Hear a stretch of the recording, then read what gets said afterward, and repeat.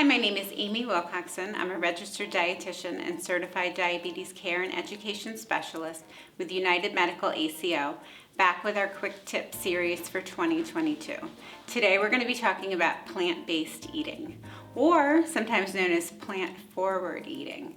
So is this a vegan diet? No, it is not a vegan diet, because we're not talking about 100% vegan diet, which sometimes can also include things like I'm not going to wear leather shoes, or I'm not going to carry a leather bag, or make sure my cosmetics don't have honey in them, or things like that. So we're really talking about eating a lot of plants. And we know from research that having up to 10% animal products can give you very similar health benefits to being 100% plant-forward diet.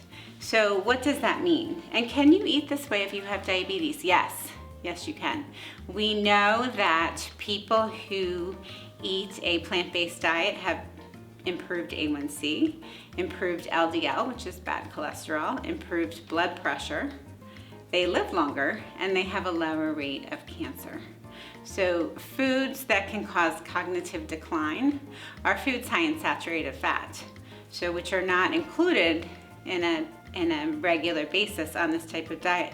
However, foods that can also cause cognitive decline and contribute to poor heart health and high blood sugar are refined carbohydrates. They are not included here either. So carbohydrates are a good thing. Our brain uses carbohydrates. It can only use carbohydrates, and our muscles use carbohydrates. So we want to have those, but we want plants. So plants are a really good thing, and we know the healthiest people in the world eat a lot of fiber. So what do you eat on a plant-based diet? And remember, we can have some animal products in here. So if you want to have a yogurt, if you want to have some fish, if you want to have some chicken occasionally, that's okay too. So when you think about, people think, well, how do I get my protein if I can't have meat? Protein is in a lot of foods. If you're eating a whole grain, there's some protein in there naturally. So take oatmeal, for example. So a serving of oatmeal,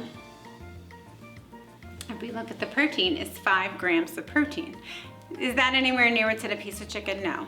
But you're able to get some even in something that we don't think.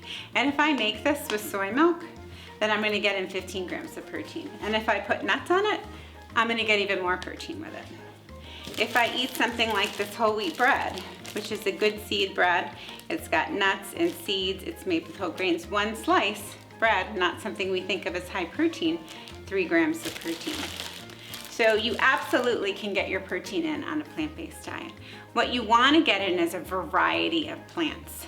So we're talking about fruits, vegetables, whole grains, like our oatmeal, like brown rice, nuts, seeds, beans, so dried beans. Oh, I don't have time, I didn't cook my pot of beans. I can open a can of beans and I can rinse them off quick, and cheap.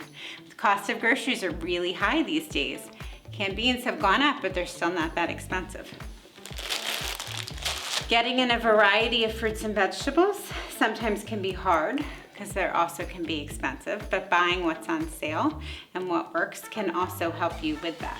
So when you think about your meal with a plant-based diet, we talked about protein. You want to have a protein there. So it might be beans, it might be nuts. It could be a soy product like tofu. You want to have a carbohydrate there also. So that could be quinoa, could be farro, it could be bulgur, it could be brown rice, it could be a whole grain cracker, something like this. And then last, you want to have your fruits and vegetables.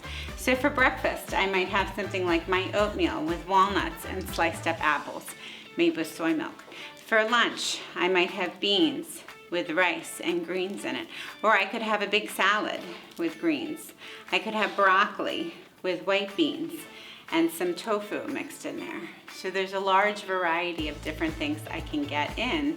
And again, if I want to have meat in there or some sort of animal product, I can. When we talk about plant-based, we're talking about mainly plants, but meat almost as a condiment. So think of it on the side of your plate. We think in this country about meat taking up the largest portion, but I want you to think about your vegetables taking up the largest portion and the meat being on the side. And see how you feel after eating this way for a couple days. You'll notice your grocery bill has gone down. That's for one thing. People think, oh, eating healthy is really expensive. You cut out the meat and you cut out the dairy, or cut back, and your grocery bill will go down. The other thing you might notice is that your energy is increased. So we often do see weight loss with this type of eating. Sometimes it has to do with calories.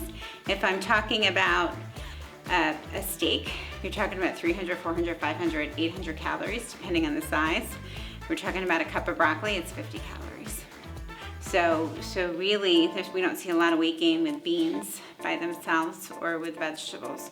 There's also a lot of work in digestion. So 10% of the calories you use when you're eating come from digestion, the work of digestion.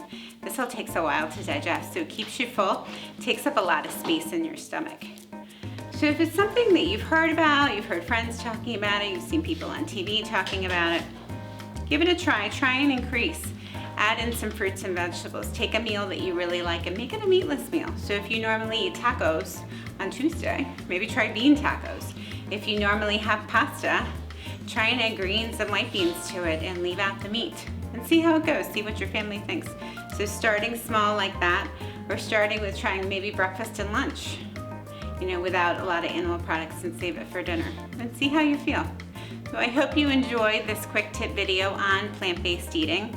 I hope you're able to go out today and enjoy your plants, your grains, your beans, your fruits and vegetables. Have a wonderful day. Hey, are you interested in joining our diabetes support group? Click the link in the description below, and we hope to see you there.